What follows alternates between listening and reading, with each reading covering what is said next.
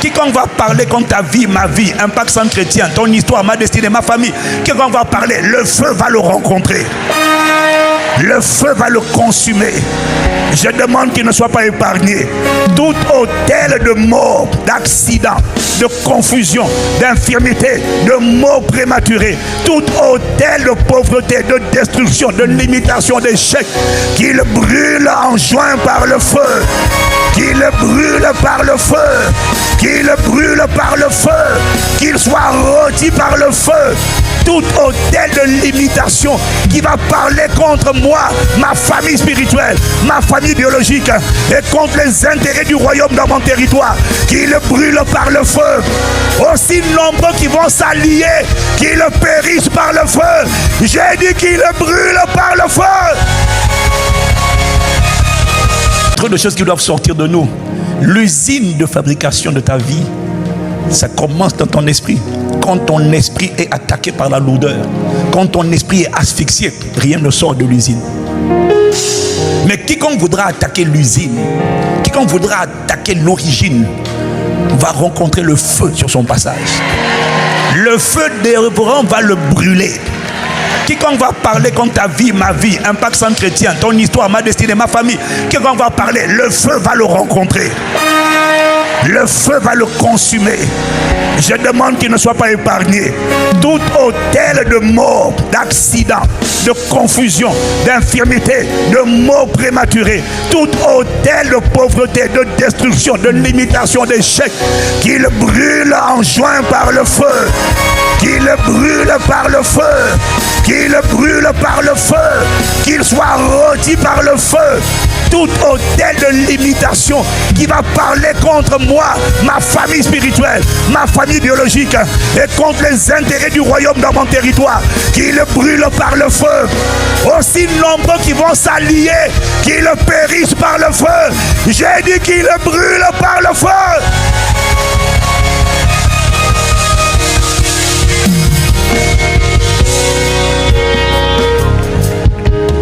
Alors tu vois, toi tu penses que nous on envoie une parole. Non. Ce qui est envoyé dans le monde invisible et qui est reçu, c'est un feu. Parce que nous croyons en la parole.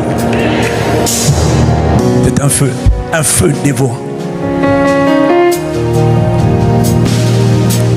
Alors tu vois mon frère, ma soeur, la semaine dernière, l'Esprit m'a parlé de méditation. Il nous a parlé de la méditation. La puissance de la méditation. Tu vois. Et assieds-toi si tu veux. Je ne sais pas quoi te dire. Jésus était assis, les gens étaient debout. Maintenant, nous, on a changé l'ordre. Ben, écoute. Jésus était assis, les gens étaient debout. Oh, merci, c'est ces musiques. Acclamons Jésus.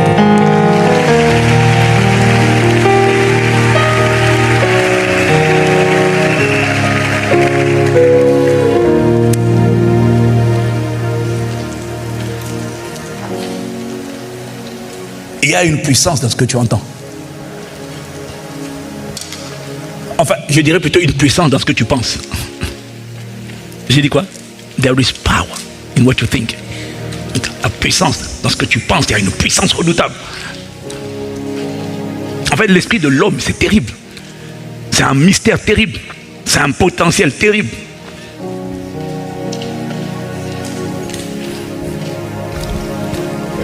Mais je suis mis avec le micro. Tu veux que je dépose le micro?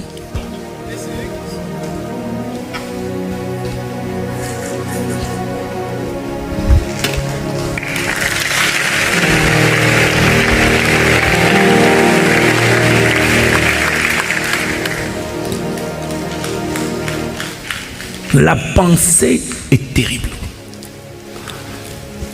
Je comprends mieux pourquoi Dieu dit garde ton cœur plus que toute autre chose, car de lui viennent les sources de la vie.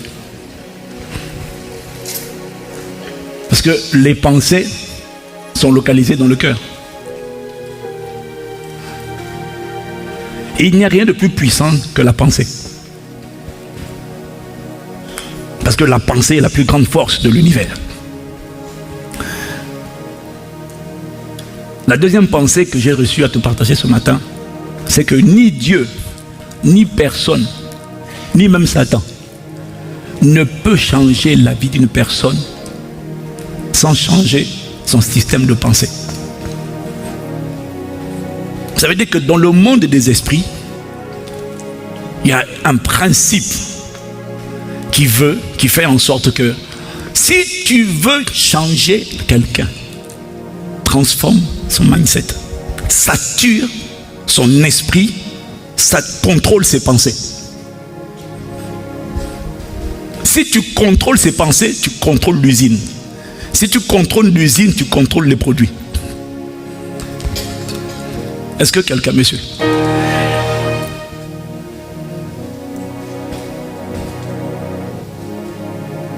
C'est incroyable. Si tu comprends ce que je dis, personne ne peut changer ta vie, ni Dieu ni le diable, sans changer, sans contrôler ton système de pensée. Dans Proverbe 23, verset 7, la première phrase dit, je lis avec la version Darby, parce que c'est la mieux traduit. Il dit, car comme il a pensé dans son âme, tel il est. La version anglaise, pour ceux qui parlent, disent, as a man thinketh in his heart, so is he. L'homme est le reflet de son système de pensée. Si tu veux changer la vie de l'homme, il faut prendre d'abord le système de pensée et tout changer, tout changer. Quand tu changes la manière dont il pense, tu changes sa vie. Est-ce que quelqu'un me suit jusque-là? Parce que tout a son importance. Il y a la prière et puis il y a la parole. Mais quand il s'agit de créer, de façonner, catatizo, c'est par la parole que l'univers, regarde, c'est ce qu'on a vu tout à l'heure. Hébreux 11, verset 3. C'est par la foi nous comprenons que l'univers a été harmonieusement organisé ou encore créé. L'univers a été façonné. Les mondes, ils disent en vérité, c'est le monde où les mondes ont été façonnés par la parole de Dieu, de sorte qu'ainsi le monde visible tire son origine de l'invisible. Ça veut dire que tout ce qui est visible a été façonné depuis l'invisible. Comment ça a été travaillé en construisant, en contrôlant les pensées. On tire les pensées. Il y a un pouvoir redoutable dans les pensées. Et tant qu'on ne change pas la pensée, on peut prier, mais tant que la pensée ne change pas, la vie ne change pas. C'est pour ça que Dieu nous demande de prier pour nous fortifier. Oui, mais quand il s'agit d'enfanter le futur, ce n'est pas la prière, c'est la parole. Parce qu'au commencement était la parole. C'est la parole qui a créé toutes choses. Rien n'a été créé sans elle. Quand il s'agit de la création, quand il s'agit de l'enfantement, quand il s'agit de façonner, de designer, c'est la parole qui rentre en œuvre. Quand il s'agit de résister, de confronter, de dégager, c'est la prière. Mais ce n'est pas un, il faut les deux combiner.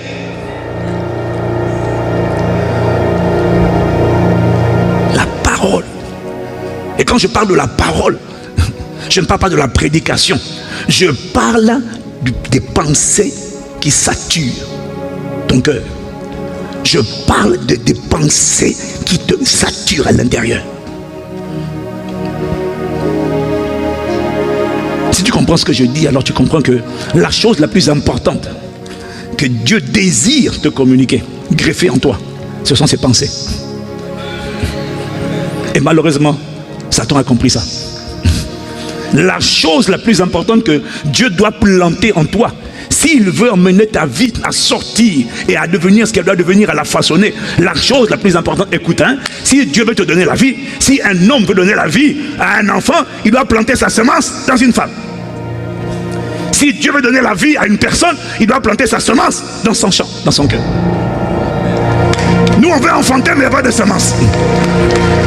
Tu as déjà vu une femme qui veut enfanter, il n'y a pas de semence. Mais c'est ça qu'on veut. On veut enfanter par la prière. Non, c'est la parole qui crée. Quand il s'agit d'un enfantement, d'une création, d'engendrer, c'est la parole, c'est la semence. La parole est une semence. La prière est une protection. La prière laboure la terre. La prière, tu vois, c'est comme on laboure. C'est là où le champ a été dur. Par la prière, on le ramollit, on casse les raisonnements, on détruit les forteresses, on arrache les systèmes de pensée contraires, hostiles. Là, regarde avec la résistance par la prière, le sol, le champ devient malléable, devient flexible, devient souple. Mais mon ami, si on fait tout ça, et on fait tout ça, on va faire une vitro, on va faire le machin, on va faire les examens, mais qu'on ne plante pas la semence, il n'y a pas d'enfantement. Un enfantement, c'est ta responsabilité.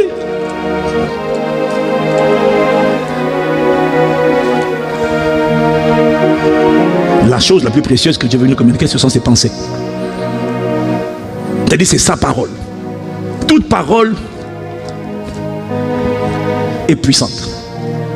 Quand elle vient de Dieu, elle transporte la vie.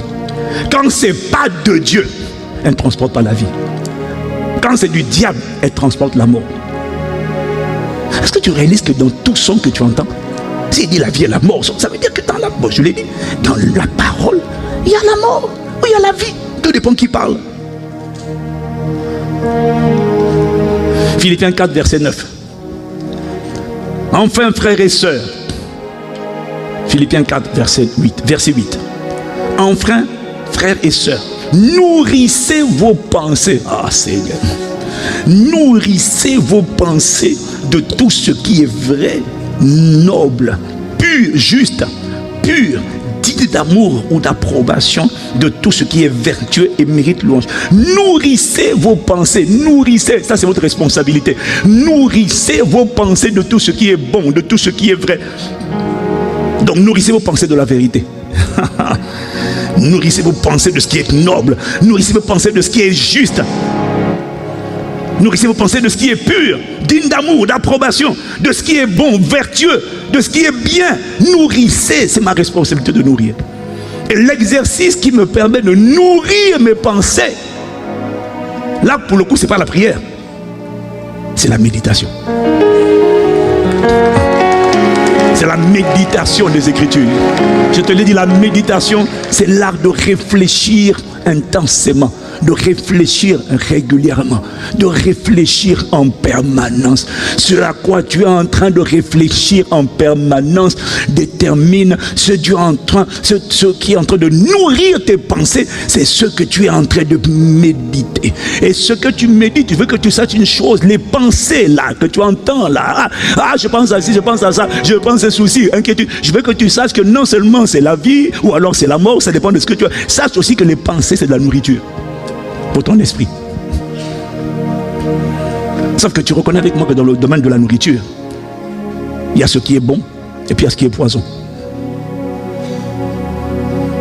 Donc tout dépend de ce que tu es en train de méditer. Mais sache une chose, toute pensée que tu as est soit bon pour ton esprit, soit un poison. Quand c'est bon, ça fait grandir l'esprit. Et tu sens que tu deviens plus fort. Tu sens que tu te regaillardis. Mais ces pensées-là sont contrôlées par... Tu vois, alors... Ah, Seigneur. Bon, c'est toi là, tu dis Amen.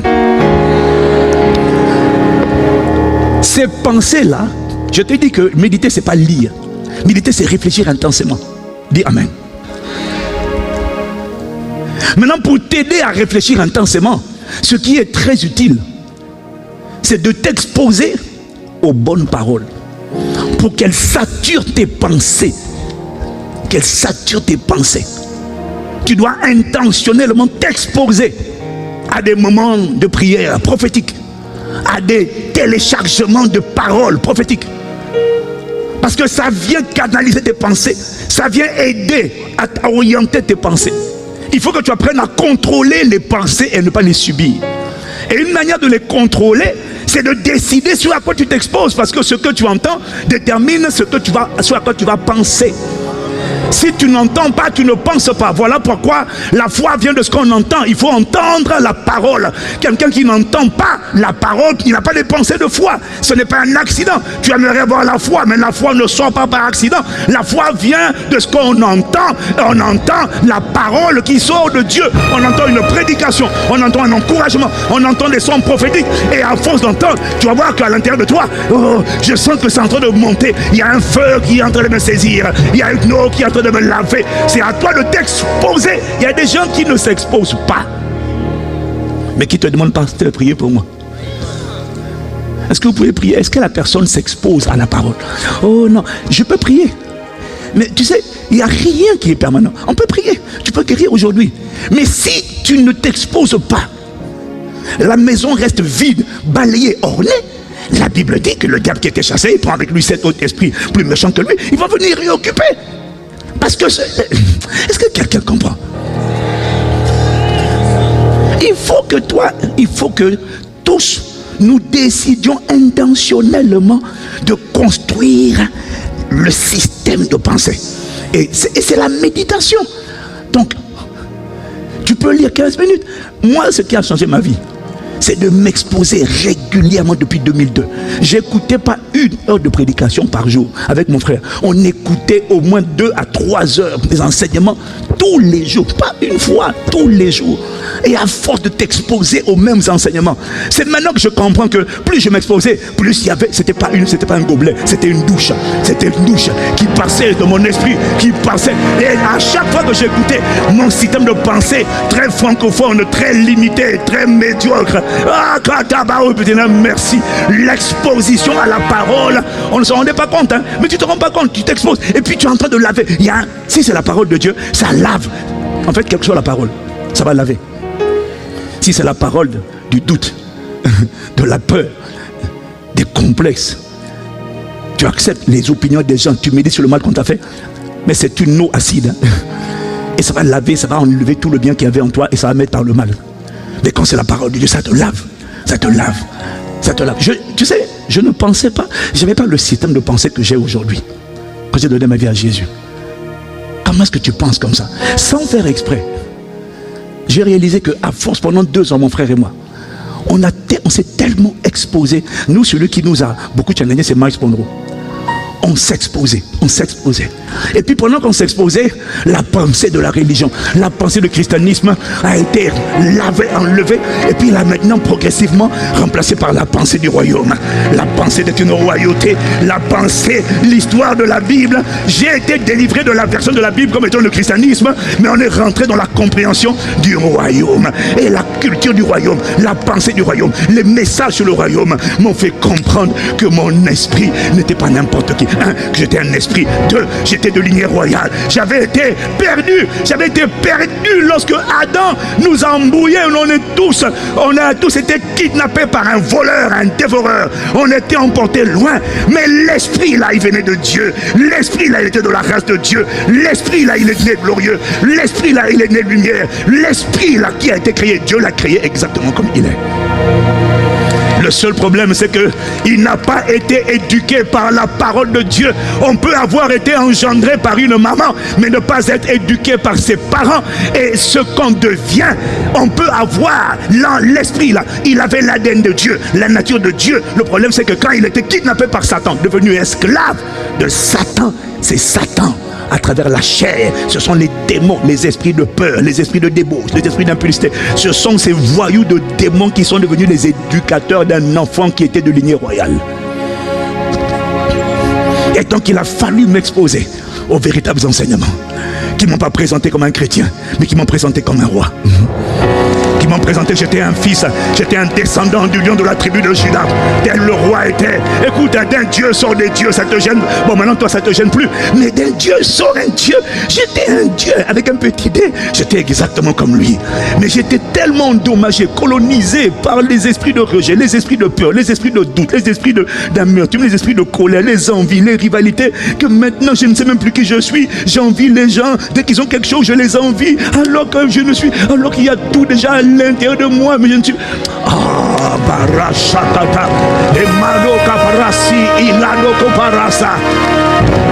Alors ça a pris du temps, je ne savais pas que quand je m'exposais aux enseignements, le problème, toi, tu t'exposes pas.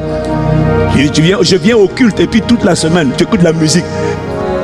Tu écoutes Michael Jackson, nous on ne sait pas ce que tu écoutes, on ne sait plus.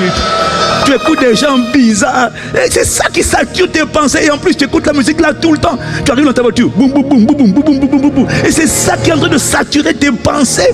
Et du coup, tu ne manges pas. Enfin, ton esprit ne mange pas bien. Donc du coup, tu as plus de poisons que tu enregistres dans ton esprit que de bonne nourriture. Ce qui fait que à la fin de la semaine, ton esprit, pourtant tu allais à l'église, mais ton esprit a diminué en taille. Et quand ton esprit diminue en taille, tu es vulnérable à n'importe quelle attaque. N'importe quel esprit, n'importe quel démon, l'esprit de rejet, l'esprit de peur, l'esprit d'intimidation. On vient, on te parle mal. Oh, tu as peur. Pourquoi tu as peur? Parce que ton esprit est chétif, c'est un nabo rapide. Quand ton esprit est solide, quoi que ce soit qu'on te dit, mal-toi pas rien. C'est-à-dire que tu as une corpulence. Ce n'est pas un accident. C'est le résultat d'une exposition. Il y a des choses pour lesquelles on n'a pas prié. Et tu vois, c'est vrai, on avait un tempérament assez fonceur. Mais même fonceur, on pensait comme francophone. Aujourd'hui, tu me dis immigré. Je suis immigré où, toi aussi? Qui est immigré? Qui est immigré ici? Il y a un immigré ici. Oh, immigré où? La terre appartient à mon papa, je suis où? Tu m'as appelé immigré? Comment tu peux laisser les gens te définir? Et puis, hier je parle avec quelqu'un, il dit non, machin, ouais, bon, en fait, nous les gens de couleur, il dit qui est de couleur? Moi, de couleur? Quelle couleur? Tu as vu ça? Tu laisses quelqu'un qui a créé un mot pour te stigmatiser, tu laisses, et putain, tu prends son vocabulaire, qui est de couleur? Je suis une royauté. Je suis de la race de Dieu. Je suis un esprit. J'habite dans un corps. Je suis le plus beau miracle du monde. Je suis un chef-d'œuvre de Dieu. Une merveille, une beauté, une splendeur. Un irrésistible. Je suis une divinité dans un corps humain. Je suis la convergence entre l'humanité et la divinité. J'ai été enfoui dans un corps humain. Mais ce n'est pas ça mon identité. Je suis à l'intérieur. Je ne suis pas le visage que tu vois. Moi, je suis caché à l'intérieur. Je suis un coupeur de tête de serpent. Je suis un juge. Je suis un magistrat établi dans ma génération pour imposer l'ordre de Dieu, le règne de Dieu. Je suis un inarrêtable. Je suis un irrésistible. Je ne fais pas exprès. C'est comme ça que je me vois. Pourquoi? J'ai été lavé par des paroles auxquelles j'ai été exposé. Les mensonges du diable ont été ôtés. La vérité a triomphé. Aïe, Parocha, qu'il y a un transfert de la vérité à l'intérieur de toi. Gloire à Dieu. Merci beaucoup d'avoir regardé cette vidéo. Dieu vous bénisse abondamment. N'oubliez pas que notre objectif, c'est de partager des résumés de prêches et de prières parce qu'ils sont vraiment importants pour nous en tant que des chrétiens. N'oubliez pas de partager, de liker et d'être toujours active avec la chaîne YouTube. Nous nous reverrons dans une prochaine vidéo. Soyez bénis abondamment. Ciao, ciao.